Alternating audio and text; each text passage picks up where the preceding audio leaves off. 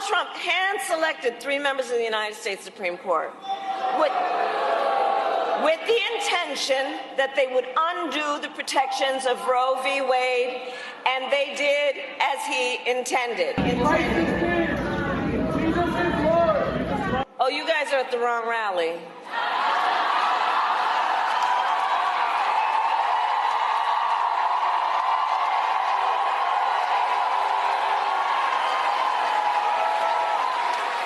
No, I think you meant to go to the smaller one down the street.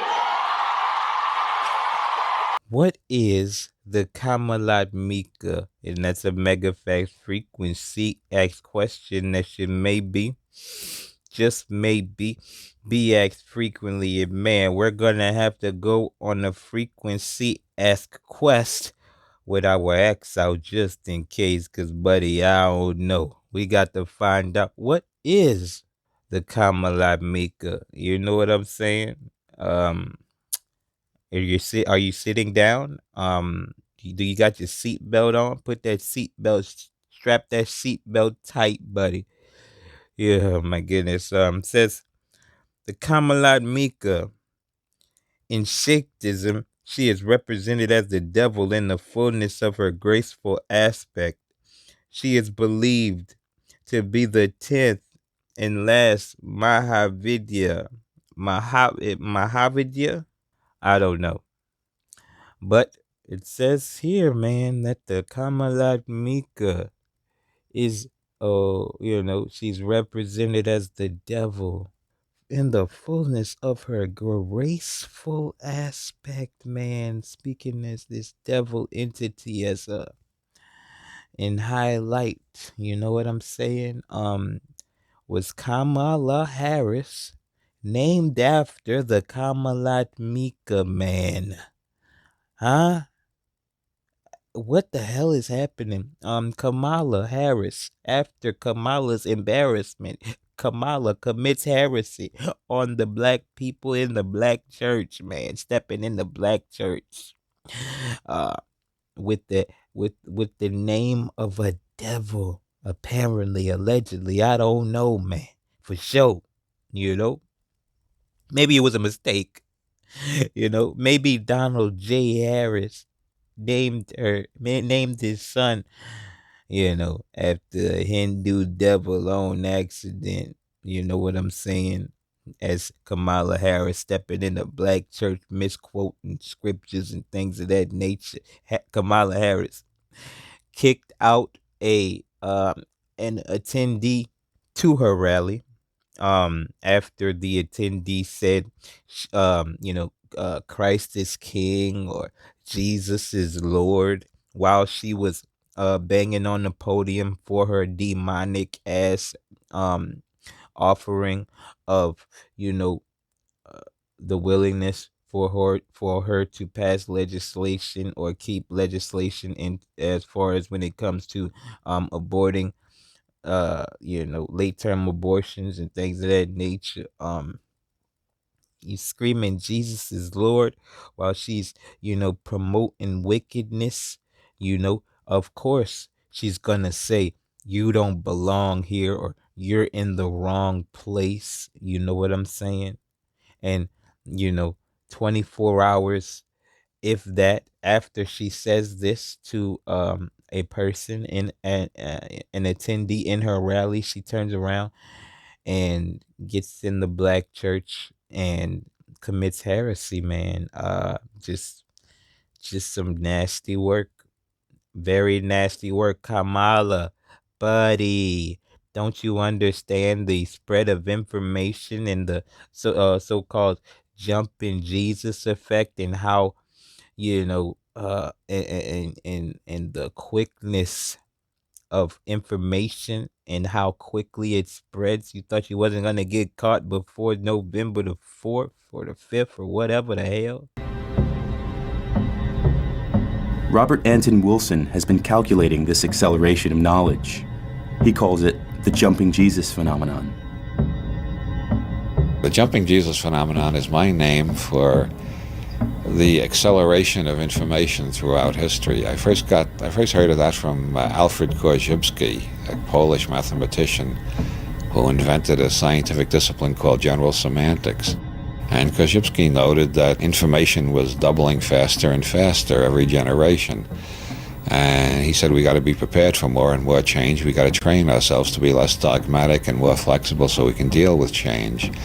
He took the unit at 1 AD as his basic unit to calculate how long it took for the information available to human beings to double, and it took 1,500 years, which brought us up to the time when Leonardo da Vinci was in his 40s and the Renaissance was at its height. I decided to call this unit a Jesus. So in 1 AD we had one Jesus, in 1500 we had two Jesus. The next doubling only took 250 years. You can see the acceleration factor. And by 1750 we had four Jesus. The next doubling took 150 years, and by 1900 we had 8 Jesus. The next doubling only took 50 years, and by 1950 we had 16 Jesus. By 1960, in only 10 years, we had 32 Jesus. By 1967, we had 64 Jesus. And by 1973, 128 Jesus. And the latest estimate I've seen by Dr. Jacques Vallée, a computer scientist, is that knowledge is doubling every year. But I heard that, about 5-6 years ago. I saw something on the net recently. Somebody estimated it's doubling about twice a year now.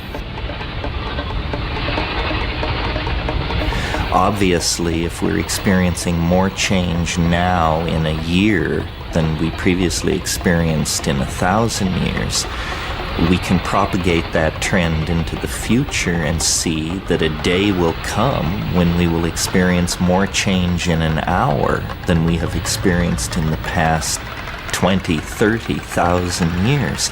A situation like that is unimaginable, so we call it a singularity, a place where the normal rules of modeling break down.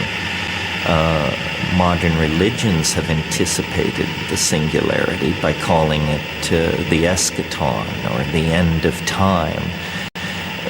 Technological communities have anticipated the singularity by thinking in terms of artificial intelligences or something like that.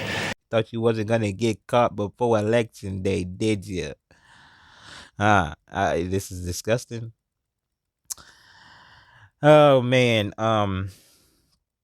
this you got your goddamn pastor coming out trying to chastise the black men, especially because he knows better than to chastise the black ladies, and he knows that they're gonna get on you. You feel me? They got more time on their hands and things of that nature, to cook you. You feel me? And listen, that cooking ain't good. It hurts. You feel me? When the ladies stepping on your neck, the men, they're just gonna look at you in disgust and just keep it moving, and they're gonna put your ass over here in the coon box and just leave you there. You know what I'm saying? The ladies they're gonna put you in that box, but they gonna bust that megaphone out. It's gonna be a tin box. They're gonna bust that megaphone out and scream at you in that tin box that where the voices get louder. You feel me? She's gonna get more help to get on you, man. The men just gonna leave your coon ass behind anyways.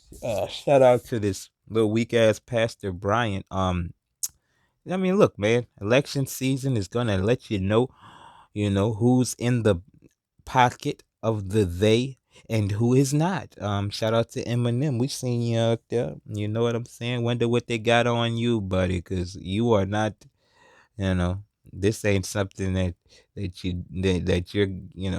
do unless you're called upon and things of that nature. You're not for what we see,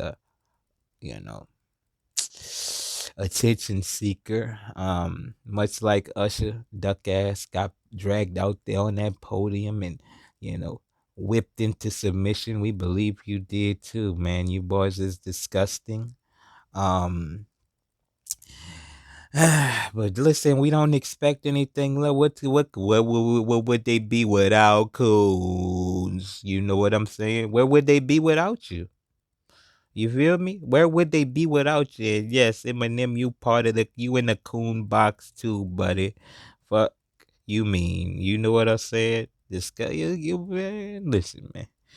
Look, man, people see you for what you is. It is what it is, and look, we're glad that you're being seen. You know what I'm saying? Look, shout out to Candace Owens. Candace Owens has started the evisceration of Kamala Harris due to the fact that